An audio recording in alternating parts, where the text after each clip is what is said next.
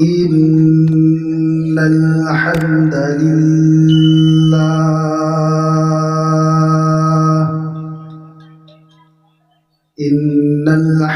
لله نحمده ونستعينه ونستغفره ونؤمن به ونتوكل عليه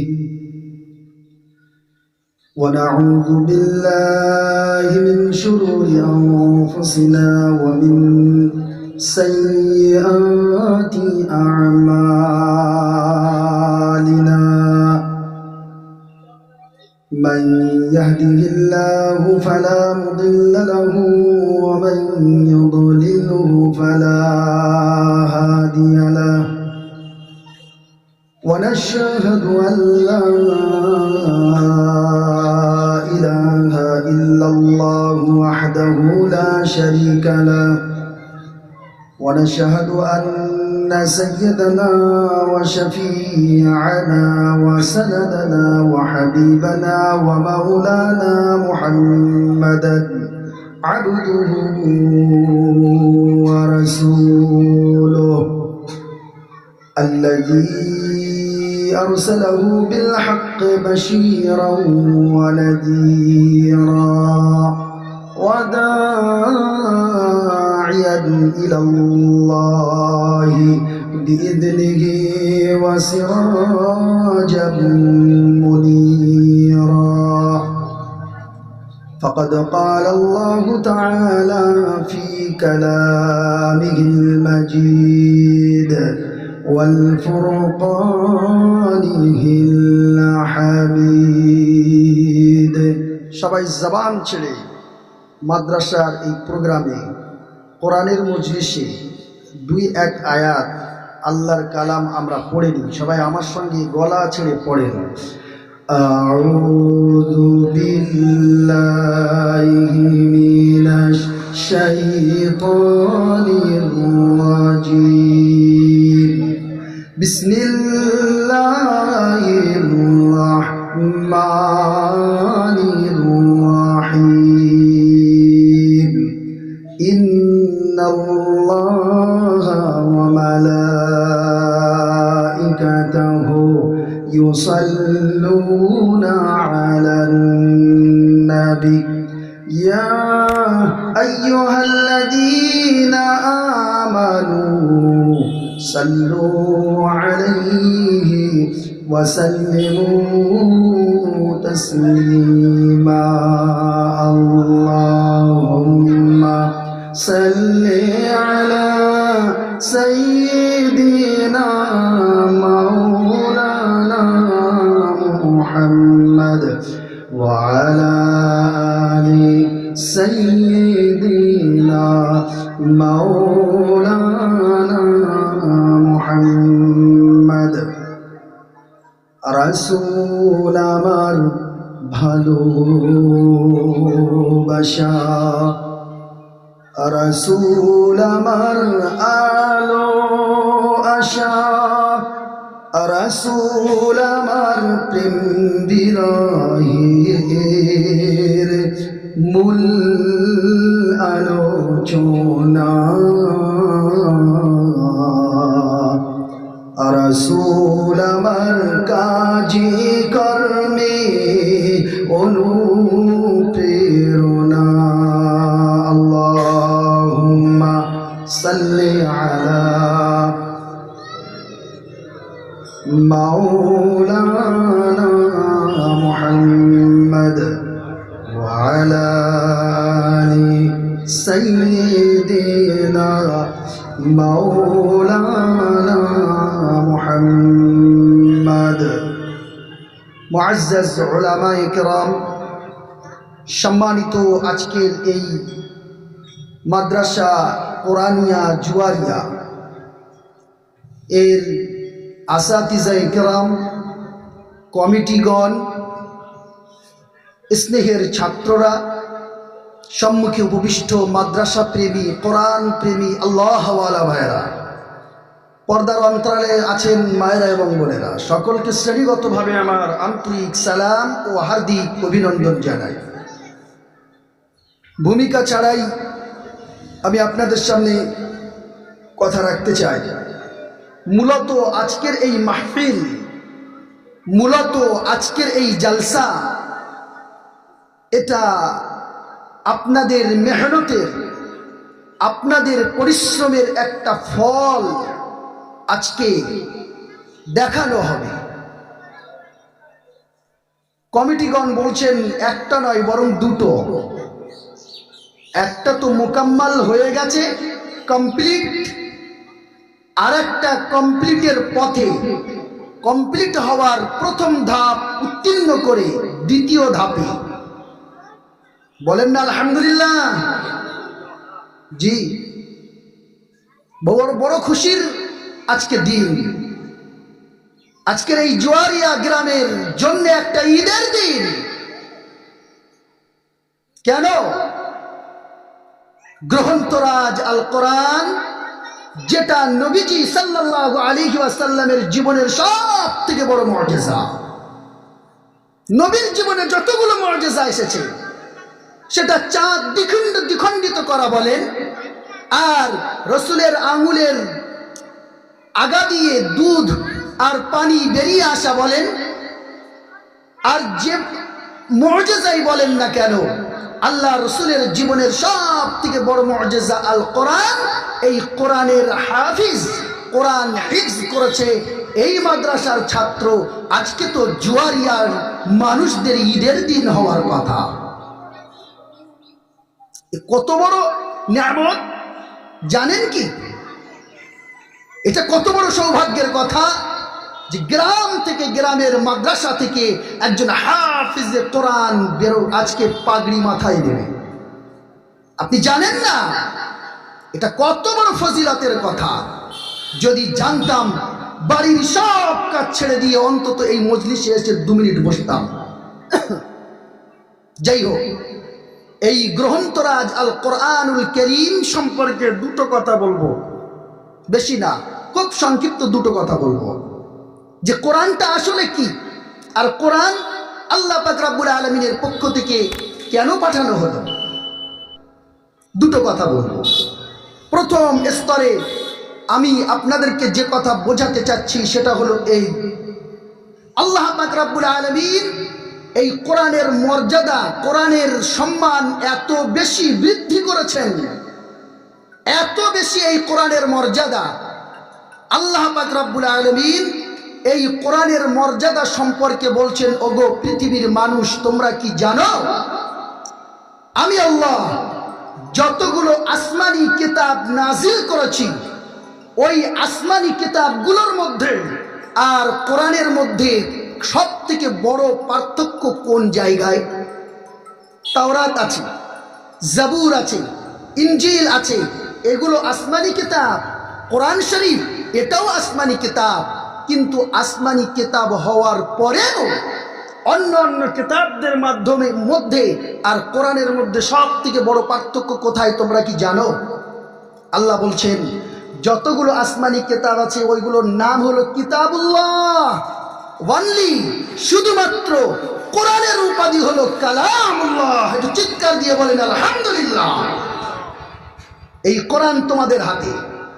কালামুল্লাহ মানে আল্লাহর কালাম, আল্লাহর কথা। তোমরা যদি আল্লাহর কথা ডাইরেক্ট শুনতে চাও, কোরআন পড়ো, কোরআনের পিছনে লেগে থাকো, সরাসরি আল্লাহর কালাম, তোমরা আল্লাহর কথা শুনতে পাবে। এটাই হলো কোরআন, যেটার লাকাব, যেটার উপাধি হলো কালামুল্লাহ, আল্লাহর কালাম। আল্লাহর কালামে, আল্লাহর কথার, বিশ্বনবীর জীবনের সব থেকে বড় মুআজিজার মেহনত, পরিশ্রম যে গ্রামে, যে মাদ্রাসায় হয়, তার থেকে ভালো আর তার থেকে প্রশংসনীয় জায়গা আর ভালো জায়গা কি হতে পারে? আল্লাহ পাক রব্বুল আলামিন এই কোরআন আমাদের কাছে পাঠালেন, আর মানুষের জীবনের যাবতীয় সফলতা, মানুষের জীবনের যাবতীয় বিফলতা সবগুলো এই কোরআনের মধ্যে আল্লাহ লিখে দিয়েছেন। সেটা আমরা বুঝবো কিভাবে? আল্লাহ বলছেন এটা বোঝার জন্য প্রয়োজন রয়েছে কোরআনটাকে একটু পড়ো আর একটু বোঝো। আমি আল্লাহ কোরআনের মধ্যে তোমাদের জীবনের সফলতা বিফলতা সম্পর্কে কি বয়ান রেখেছি, কি কথা বলেছি। জীবনের সফলতা চাও, কোরআন পড়ো। জীবনের বিফলতা চাও, কোরআন ছেড়ে দাও, তুমি বিফল হয়ে যাবে। আল্লাহ বলছেন এই কোরআনে 114টা সূরা আছে, প্রত্যেকটি সূরার আলাদা আলাদা নাম আছে। বুকে হাত দাও তো একবার, আল্লাহ পাক রব্বুল আলামিন এই সূরাগুলার আলাদা আলাদা নাম রাখলেন কেন? এমনি এমনি পৃথিবীর সর্বশেষ কালাম কোরআন, এই কোরআনের প্রত্যেক সূরার আলাদা আলাদা নাম রাখলেন কেন? কোনোদিন কি ভেবেছো, কোনোদিন কি গবেষণা করেছো এই বিষয়টা নিয়ে যে আল্লাহ সূরাগুলোর আলাদা আলাদা নাম রাখলেন কেন, আর কি শিক্ষাই বা দিতে চাইলেন? প্রত্যেকটি আয়াত আছে, প্রত্যেকটি আয়াতের মধ্যে আল্লাহ কি শিক্ষা দিতে চাইলেন কোনোদিন ভেবেছি? ভাবিনি। আল্লাহ পাক রব্বুল আলামিন ঘোষণা করলেন, ওগো পৃথিবীর মানুষ, তুমি কি কোরআন নিয়ে কোনোদিন গবেষণা করেছো? আল্লাহ পাক রব্বুল আলামিন কোরআন নাজিল করে কি মেসেজ দিতে চাইলেন? আল্লাহ পাক রব্বুল আলামিন ঘোষণা করলেন, ওগো পৃথিবীর মানুষ, গ্রন্থরাজ আল কোরআনের মধ্যে একটা সূরা আমি নাজিল করেছি, ওই সূরাটার নাম হলো সূরাতুন নাহল, মৌমাছির নামে সূরা। ওগো আমার বান্দা বান্দিরা, কোনদিন কি গবেষণা করেছো আল্লাহ তাআলা এই মৌমাছির নামে সূরা দিলেন কেন? বুকে হাত দেন তো একবার। মৌমাছি আমাদের থেকে শক্তিশালী তো নাকি? একটা দুর্বল প্রাণী। ওই মৌমাছির নামে আল্লাহ সূরা দিলেন কেন? কেন দিলেন? কি শিক্ষা দিতে চাইলেন? এই কথাটা আমরা কোনোদিন ভেবেছি? যারা ভাবে তার নামই হলো মাদ্রাসা, যারা ভাবে তার নামই মাদ্রাসা। আপনি তো নানান কাজে ব্যস্ত থাকেন, কিন্তু যারা ভাবে, যারা এটা নিয়ে পড়ে যে আল্লাহ মৌমাছির নামে সূরা দিলেন কেন, আর মৌমাছির দ্বারা আল্লাহ কি শিক্ষা দিতে চাইলেন? আল্লাহ পাক রব্বুল আলামিন ঘোষণা করলেন, ওগো পৃথিবীর মানুষ, আমি আল্লাহ যেদিন মৌমাছিকে সৃষ্টি করলাম, ওই দিনে আমি আল্লাহ মৌমাছিকে 3টি নির্দেশ দিলাম। আল্লাহ পাক রব্বুল আলামিন কোরআনে কারীমের মধ্যে ঘোষণা করলেন, ওয়া আওহা রাব্বুকা ইলান নাহলি আনিত্তাখিযী মিনাল জিবালি বুয়ুতা ওয়া মিনাশ শাজারি ওয়া মিম্মা ইয়ারিশুন। আল্লাহ পাক রব্বুল আলামিন বললেন, ওগো পৃথিবীর মানুষ, মৌমাছির নামে সূরা দিলাম, আর মৌমাছিকে 3টি নির্দেশ দিলাম। ওগো মৌমাছি, তুমি যতদিন এই পৃথিবীতে বাঁচবে, আর পৃথিবীতে থাকা অবস্থায় তুমি যদি কোনো জায়গায় ঘর বাঁধতে চাও, তুমি যদি কোনো জায়গায় বাসা বাঁধতে চাও, 3টি জায়গা ছাড়া কোথাও তুমি বাসা বাঁধতে পারবে না। নাম্বার 1, আনিত্তাখিযী মিনাল জিবালি বুয়ুতা।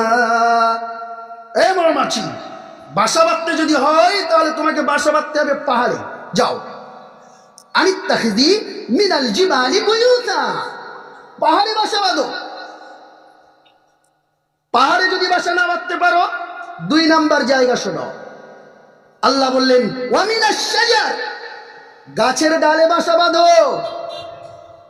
গাছের ডালে যদি তুমি বাসা না বাঁধতে পারো, ওয়া মিম্মা ইয়ারিশুন, চিৎকার দিয়ে বলুন আল্লাহু আকবার। ওয়া মিম্মা ইয়ারিশুন, গাছের ডালে যদি বাসা না বাঁধতে পারো, 3 নাম্বার জায়গা হলো ঘরের চালে, ছাদে, কার্নিশে, সুরক্ষিত জায়গায় তোমাকে বাসা বাঁধতে হবে। আল্লাহ বললেন, এই পৃথিবীর মানুষ, তুমি পৃথিবী ঘুরে দেখো, পৃথিবী বিচরণ করে দেখো, মৌমাছি এই 3টি নির্দেশের ব্যতিক্রম কোন জায়গায় বাসা বেঁধেছে কিনা নিজের থেকে দেখো। এখন আমি আপনাদের যে কথা বোঝাতে চাচ্ছি সেটা হলো, এই মৌমাছির নামে আল্লাহ সূরা দিলেন আর বললেন 3 জায়গায় বাসা বাঁধবে, এছাড়া আর কোথাও বাসা বাঁধতে পারবে না, ঘর বাঁধতে পারবে না। এর দ্বারা আল্লাহ কি শিক্ষা দিলেন? এই শিক্ষা আছে এখানে, সেটা তো বলবো না, সেটা তো বলার সময়ও নেই, আমি ওই দিকে যাচ্ছিও না। আমি শুধু এটা বোঝাতে যাচ্ছি যে কোরআন কত বড় কিতাব, আর কোরআনের প্রত্যেকটি সূরার নামে, প্রত্যেকটি আয়াতের পিছনে আল্লাহ মানব জাতির সফলতা লুকিয়ে রেখেছেন। আর ওই সফলতার কথাগুলো যেখানে পড়া হয় সেটাই হলো মাদ্রাসা। জি, আপনি লক্ষ্য করেন পৃথিবীর কোনো জায়গায় আছে আপনি নিজের থেকে মৌমাছির মধুর বাসা তৈরি করলেন, ওটা আলাদা, কিন্তু মৌমাছি নিজের ব্যক্তিগতভাবে কোনোদিন এই তিনটে জায়গার ব্যতিক্রম করেনি। কেন করে না? কি এর মধ্যে শিক্ষা আল্লাহ রাখলেন? এই কথাটা গবেষণা করা হয় না। আমরা তো কোরআনকে 7 পেঁচ দিয়ে মাথার উপরে তুলে রাখবো, আর ওর মধ্যে আছে কি যেন দেখতে না পাই। কোরআনটার মধ্যে আছে কি যেন দেখতে না পাই, 7 পেজ দিয়ে তুলে রাখবো। ভাই, ওই 7 পেজ খুলে যারা দিন রাত্রি পড়াশুনো করে তারাই হলো এই ছোট ছোট বাচ্চা আর এই মাদ্রাসা। আপনি কি মনে করেন? আপনি কি মনে করেন? মনে রাখবেন, পানির মাছ যেমন পানি ছাড়া বাঁচতে পারে না, আমার আপনার ঈমান এই মসজিদ আর মাদ্রাসা ছাড়া বাঁচতে পারবে না।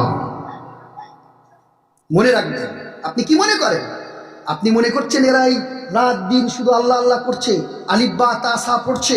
এই আলিফ বা তা সা, আলিফ লাম মিম, এই পড়ার মধ্যেই আমার আপনার দিন, আমার আপনার ঈমান, আমার আপনার আমল, আমার আপনার আকীদা টিকে আছে।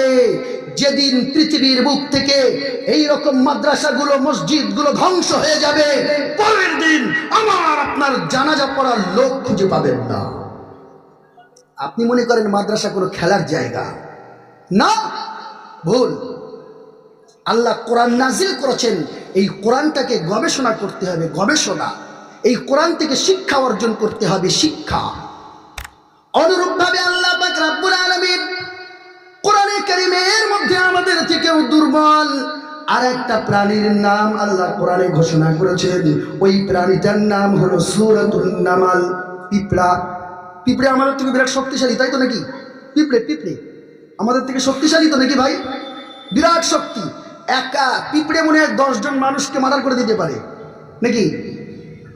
একটা পিঁপড়ে 10 জন মানুষকে মার্ডার করে দেবে। তো কোনোদিন ভেবেছি এত দুর্বল একটা পিঁপড়ের কথা আল্লাহ কোরআনে তুললেন, আর এর দ্বারা কি শিক্ষা দিতে চাইলেন? আল্লাহ পাক রব্বুল আলামিন পৃথিবীর মানুষদেরকে বুঝিয়ে দিতে চাইলেন, ওগো পৃথিবীর মানুষ, আমি আল্লাহ কোরআনটাকে এমনি এমনি নাজিল করিনি। তুমি কি কোনোদিন গবেষণা করেছো? আল্লাহ পাক রব্বুল আলামিন সূরাতুন নামাল, পিঁপড়া, এত দুর্বল একটা প্রাণীর নাম কোরআনে কেন দিলেন? কি শিক্ষা আল্লাহ দিতে চাইলেন? আল্লাহ পাক রব্বুল আলামিন ঘোষণা করেন, হাত্তা ইযা আতাউ আলা ওয়াদিন নামাল قالت نملة يا أيها النمل ادخلوا مساكنكم لا يحطمنكم سليمان وجنوده وهم لا يشعرون।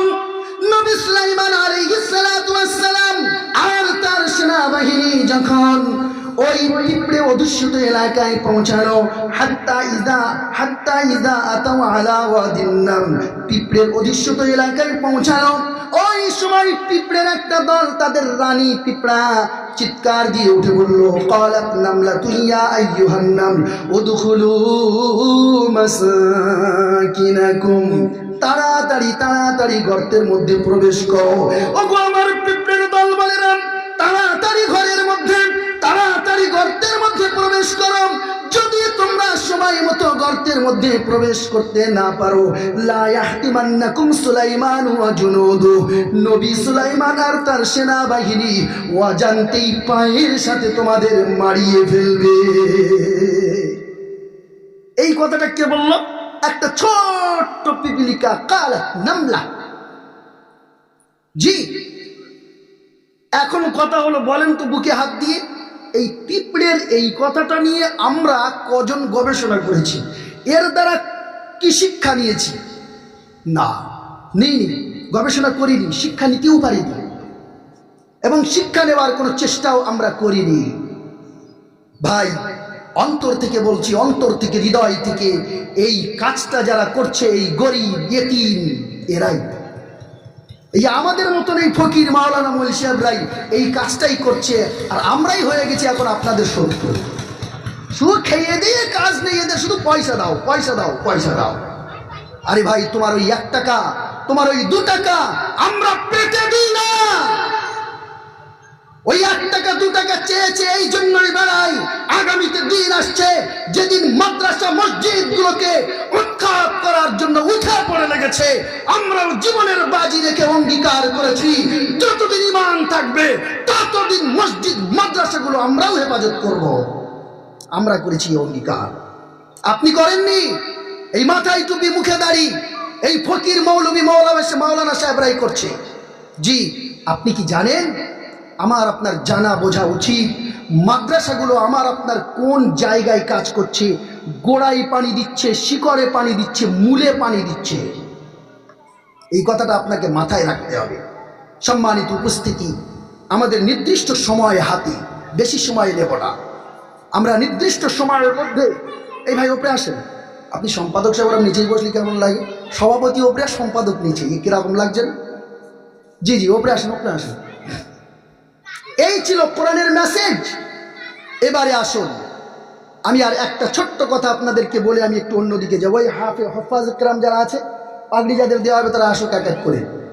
মাদ্রাসার ছেলেরা যারা আছে সবাই চলে এসো। কেউ কথা বলো না, তোমরা কথা বলো না, চুপচাপ বসো, কথা বলো না। কমিটি সাহেবান যারা আছেন, যারা আশেপাশে আছেন, কাজ নেই, দোয়া হবে, পাগড়ি দেওয়া হবে। আমরা বেশি লেট করব না, সময় আমাদের হাতে কম। দুটোই নামাজ, সুন্নত পড়ার ব্যাপার রয়েছে। যারা আছেন সবাই চলে আসেন। কমিটির লোকজন যারা আছেন সবাই স্টেজে চলে আসেন। এলাকার আশেপাশের যারা আছেন সবাই এসে বসেন। সর্বোপরি একটা কথা আপনাদেরকে বলি, এই যে কোরআন শরীফ, এই কোরআন শরীফ এমন একটি কিতাব, এমন একটি কিতাব যার ব্যাপারে আল্লাহ পাক রব্বুল আলামিন সুস্পষ্টভাবে বলেছেন, হে পৃথিবীর মানুষ, একটা কথা কান খাড়া করে শোনো, তোমরা যদি এই কোরআন শরীফের সংরক্ষণ না করো, আমি আল্লাহ তোমাদের কোনো পরোয়া করি না। কথাটা বুঝলেন না? বুঝলেন না? আল্লাহ আমাদেরকে বলছেন, আমাদেরকে বলছেন, তোমরা যদি এই কোরআনের সংরক্ষণের দায়িত্ব না নাও এবং এই কোরআন সংরক্ষণ করার জন্য যদি তোমরা কোনো কাজ না করো, আমি আল্লাহ তোমাদের কোনো পরোয়া করি না। কেন? আল্লাহ পাক রব্বুল আলামিন কোরআনে কারীমের মধ্যে ঘোষণা করলেন, ওগো পৃথিবীর মানুষ, তোমরা যদি কোরআনের উপর থেকে হাত তুলে নাও আর যদি বলো কোরআনের খিদমত আমি করব না, কোরআনকে সংরক্ষণ আমি করব না, কোরআনকে হেফাজত করার দায়িত্ব আমি গ্রহণ করব না, আল্লাহ পাক রব্বুল আলামিন ঘোষণা করলেন, গো পৃথিবীর মানুষ কান খাড়া করে শুনে নাও, ইন্না নাহনু নাযালনা যিকরা ওয়া ইন্না লাহু লাহাফিজুন। একটু চিৎকার দিয়ে বলেন তো আল্লাহু আকবার। আল্লাহ পাক রব্বুল আলামিন বললেন, গো পৃথিবীর মানুষ, তোমরা যদি কোরআনকে সংরক্ষণ না করো আর কোরআনের উপর থেকে যদি তোমরা হাত তুলে নাও, ওগো পৃথিবীর মানুষ শুনে রাখো, ইন্না নাহনু নাযালনা যিকরা, আমি আল্লাহ এই কোরআন নাজিল করেছি, সুতরাং কোরআন হেফাজতের দায়িত্ব আমি আল্লাহ নিজ কুদরতি হস্তে গ্রহণ করলাম। সুবহানাল্লাহ বলবেন না? আমাদের কোনো পরোয়া আল্লাহ করে না। তোমরা কোরআনের কিছু দেবে আর কোরআন সংরক্ষণ করবে কি না করবি ও পরোয়া আমি আল্লাহ করি না। যদি করো সওয়াব পাবা, পরিষ্কার কথা। তুমি যদি কোরআনের পিছনে কোনো খিদমত করো তুমি সওয়াব পাবে, জান্নাত পেয়ে যাবে, এতটুকুন তোমার লাভ। আর তুমি যদি না করো, ইন্না নাহনু নাযালনা যিকরা ওয়া ইন্না লাহু লাহাফিজুন, কোরআন আমি নাজিল করেছি, এই কোরআনের সংরক্ষণের দায়িত্ব আমি আল্লাহ নিজেই। এরপর জানা দরকার আল্লাহ পাক রব্বুল আলামিন কোরআনকে কেমন ভাবে সংরক্ষণ করেন। আল্লাহ পাক রব্বুল আলামিন পৃথিবীর মানুষদেরকে জানিয়ে দিলেন, ওগো পৃথিবীর মানুষ শোনো, আমি আল্লাহ এই কোরআনে কারীমকে কিভাবে সংরক্ষণ করি। পৃথিবীর মানুষ যদি সবাই এক জায়গায় হয়ে যায় আর সবাই যদি এই সিদ্ধান্ত গ্রহণ করে, আগামীকাল পৃথিবীর বুকে কোরআনের যত পৃষ্ঠা আছে, কোরআনের যত পাতা আছে, সবগুলো জ্বালিয়ে পুড়িয়ে সারখার করে দেব, একটা কোরআন পৃথিবীর বুকে রাখা হবে না।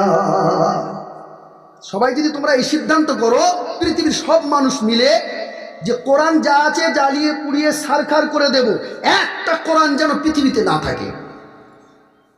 আল্লাহ বলছেন, ওগো পৃথিবীর মানুষ, তোমরা আমার ক্ষমতা সম্পর্কে জানো নাকি?